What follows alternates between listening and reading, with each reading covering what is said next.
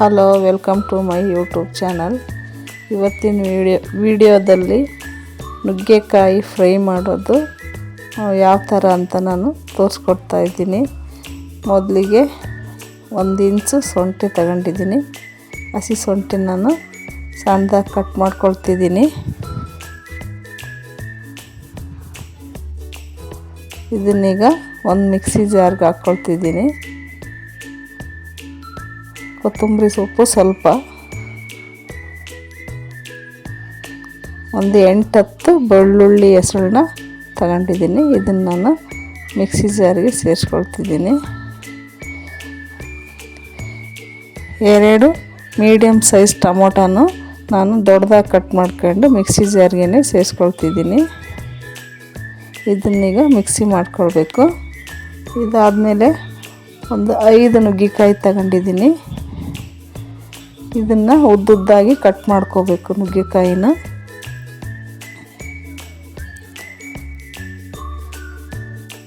ನಿಮ್ಗೆ ಯಾವ ಸೈಜ್ ಬೇಕೋ ಆ ಸೈಜ್ ನೀವು ಕಟ್ ಮಾಡ್ಕೊಳ್ಳಿ. ಈ ಥರ 4-5 ನುಗ್ಗೆಕಾಯಿನ ನಾನು ಕಟ್ ಮಾಡಿ ತಗೊಂಡಿದ್ದೀನಿ. ಇಷ್ಟು ನುಗ್ಗೆಕಾಯಿ ಇದೆ. ಇದನ್ನು ನಾನು ಒಂದು ಬೌಲಲ್ಲಿ ನೀರು ಹಾಕಿ ಇದನ್ನು ತೊಳಿಲಿಕ್ಕೆ ಹಾಕ್ತೀನಿ.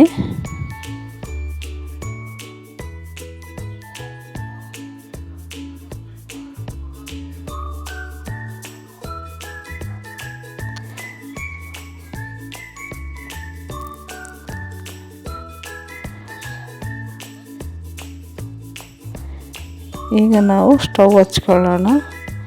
ಒಂದು ಕಡಾಯಿ ಇಟ್ಕೊಳ್ತಿದ್ದೀನಿ. ನಾನು ಗಾಣದ ಅಡುಗೆ ಎಣ್ಣೆ ಇದೆ, ಅದನ್ನು 2 ಸ್ಪೂನು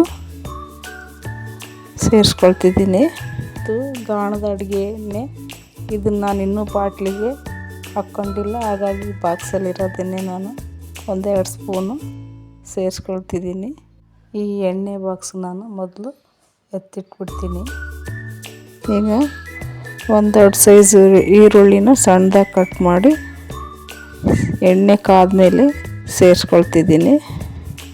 ಇನ್ನು ಒಂದು ಸೈಡ್ ಒಲೆಯಲ್ಲಿ ಅನ್ನ ಮಾಡಲು ಇಟ್ಟಿದ್ದೆ ನಾನು. ಈಗ ಅನ್ನ ರೆಡಿಯಾಗಿದೆ ನೋಡಿ. ಈರುಳ್ಳಿ ಚೆನ್ನಾಗಿ ಫ್ರೈ ಮಾಡ್ಕೊಳ್ಳೋಣ. ಅಷ್ಟರಲ್ಲಿ ನಾವು ರೆಡಿ ಮಾಡಿರೋ ಇದನ್ನು ಮಿಕ್ಸಿ ಮಾಡ್ಕೊಂಡು ಬರ್ತೀನಿ. ಮಿಕ್ಸಿ ಮಾಡಿರೋ ಈ ಎಲ್ಲ ಮಸಾಲೆನ ನಾನು ಈರುಳ್ಳಿ ಕಲರ್ ಚೇಂಜ್ ಆದಮೇಲೆ ಬಾಣಲಿಗೆ ಸೇರಿಸ್ಕೊಳ್ತಿದ್ದೀನಿ. ಇದು ಚೆನ್ನಾಗಿ ಫ್ರೈ ಆಗಬೇಕು. ಇದರಲ್ಲಿ ಟೊಮೆಟೊ ಹಣ್ಣು ಸಹ ಇರೋದ್ರಿಂದ ಟೊಮೆಟೊ ಹಣ್ಣಿನ ಹಸಿ ವಾಸನೆ ಹೋಗೋವರೆಗೂ ನಾವು ಚೆನ್ನಾಗಿ ಫ್ರೈ ಮಾಡ್ಕೋಬೇಕು.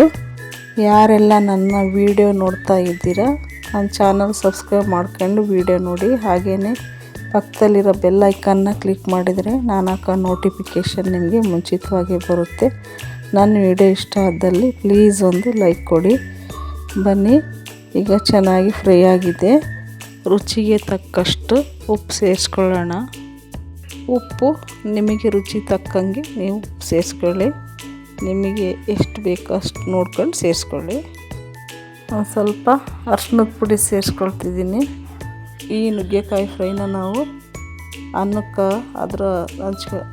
ಹಚ್ಕೊಂಡು ತಿನ್ಬೋದು, ಇಲ್ಲ ಸೈಡ್ಸ್ ಥರ ನಾವು ಉಪಯೋಗಿಸ್ಕೊಂಡು ಊಟ ಮಾಡ್ಕೋಬೋದು. ಈಗ ಖಾರ ಪುಡಿ ಸೇರಿಸ್ಕೊಳ್ಳೋಣ. ಇದಕ್ಕೆ ಒಂದು ಅರ್ಧ ಸ್ಪೂನ್ನಷ್ಟು ಖಾರ ಪುಡಿ ಸೇರಿಸ್ಕೊಳ್ತೀನಿ ನಾನು. ಸ್ವಲ್ಪನೇ ಸೇರಿಸಿದರೆ ಸಾಕು ಖಾರ ಪುಡಿನ. ಖಾರ ಪುಡಿ, ಉಪ್ಪು ನಿಮ್ಮ ರುಚಿಗೆ ತಕ್ಕಂಗೆ ನೀವು ಹಾಕ್ಕೋಬೋದು. ನುಗ್ಗೆಕಾಯಿ ಸಾಂಬಾರು ಅಷ್ಟೇ ಅಲ್ಲದೆ ಈ ಥರನೂ ಒಂದು ಸಲ ಮಾಡ್ಕೊಂಡು ಟ್ರೈ ಮಾಡಿ ನೋಡಿ, ತುಂಬ ರುಚಿಯಾಗಿರುತ್ತೆ. ಸ್ವಲ್ಪ ಗರಂ ಮಸಾಲ ಪುಡಿ ಸೇರಿಸ್ಕೊಳ್ತಿದ್ದೀನಿ. ನುಗ್ಗೆಕಾಯಿ ಸಾಂಬಾರು, ನುಗ್ಗೆಕಾಯಿ ಫ್ರೈ ಅಂದರೆ ಆದಷ್ಟು ಎಲ್ಲರೂ ಇಷ್ಟಪಡ್ತಾರೆ. ಇದು ಒಂದು ಸಲ ಚೆನ್ನಾಗಿ ಮಿಕ್ಸ್ ಮಾಡಿಕೊಂಡು ಈಗ ನಾವು ನುಗ್ಗೆಕಾಯಿ ಸೇರಿಸ್ಕೊಳ್ಳೋಣ. ತೊಳೆದಿರೋ ನುಗ್ಗೆಕಾಯಿನ ನಾನು ಸೇರಿಸ್ಕೊಳ್ತಿದ್ದೀನಿ.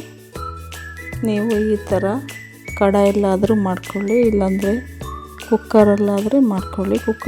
ಕುಕ್ಕರಲ್ಲಿ ಇದೇ ಥರ ಎಲ್ಲ ರೆಡಿ ಮಾಡಿಕೊಂಡು 1 ವಿಸಲ್ ಕೂಗಿಸ್ಕೊಂಡ್ರೆ ಸಾಕು. ನುಗ್ಗೆಕಾಯಿ ಚೆನ್ನಾಗಿ ಬೆಂದಿರುತ್ತೆ. ನಾನು ಪಾತ್ರೆಯಲ್ಲಿ ಬಾಣಲೆಯಲ್ಲಿ ಮಾಡೋದ್ರಿಂದ ಸ್ವಲ್ಪ ಟೈಮ್ ತಗೊಳುತ್ತೆ ಬೇಯೋಕ್ಕೆ. ಕುಕ್ಕರ್ನಲ್ಲಾದರೆ ಬೇಗ ಬೆಂದೋಗುತ್ತೆ. ಈ ಥರ ಚೆನ್ನಾಗಿ ಮಿಕ್ಸ್ ಮಾಡಿ ಒಂದು ಲೋಟ ನೀರು ಸೇರಿಸ್ಕೊಳ್ತಿದ್ದೀನಿ. ಜಾರಲ್ಲಿ ಉಳಿದಿರೋ ಮಸಾಲೆನೂ ಸಹ ನಾನು ನೀರು ಹಾಕಿ ಕ್ಲೀನಾಗಿ ಜಾರನ್ನ ಆಡಿಸಿ ಇದಕ್ಕೆ ಸೇರಿಸ್ಕೊಳ್ತಿದ್ದೀನಿ. ಈಗ ನುಗ್ಗೆಕಾಯಿ ಚೆನ್ನಾಗಿ ಬೇಯಬೇಕು. ನೀವು ಇದನ್ನು ರೊಟ್ಟಿಗೂ ಚಪಾತಿಗೂ ಊಟ ಮಾಡಬೇಕಂದ್ರೆ ಇದಕ್ಕೆ ಕೊಬ್ಬರಿನ ಕಾಯಿ ತುರಿನ ಮಿಕ್ಸಿ ಮಾಡಿ ನುಣ್ಣಗೆ ಸೇರಿಸ್ಕೊಂಡು ಸ್ವಲ್ಪ ಗ್ರೇವಿ ಥರ ಮಾಡ್ಕೊಂಡ್ರೆ ಅನ್ನಕ್ಕೂ ಊಟ ಮಾಡ್ಬೋದು, ಚಪಾತಿ,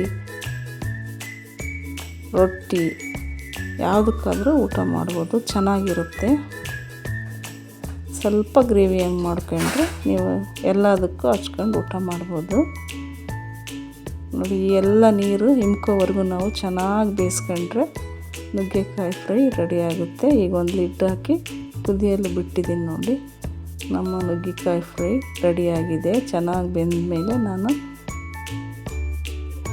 ರೆಡಿಯಾಗಿರೋ ಈ ನುಗ್ಗೆಕಾಯಿ ಫ್ರೈನ ಒಂದು ಪ್ಲೇಟಿಗೆ ಸರ್ವ್ ಮಾಡ್ಕೊಳ್ಳೋಣ. ತುಂಬ ಟೇಸ್ಟಿಯಾಗಿರುತ್ತೆ. ನೀವು ಒಂದು ಸಲ ಟ್ರೈ ಮಾಡಿ. ನಿಮ್ಮ ಮನೆಯಲ್ಲಿ ನೀವು ನುಗ್ಗೆಕಾಯಿನ ಸಾಂಬಾರು, ಪಲ್ಯ, ಫ್ರೈ ಯಾವ ಥರ ಉಪಯೋಗಿಸ್ತೀರ ಕಮೆಂಟಲ್ಲಿ ತಿಳಿಸಿ.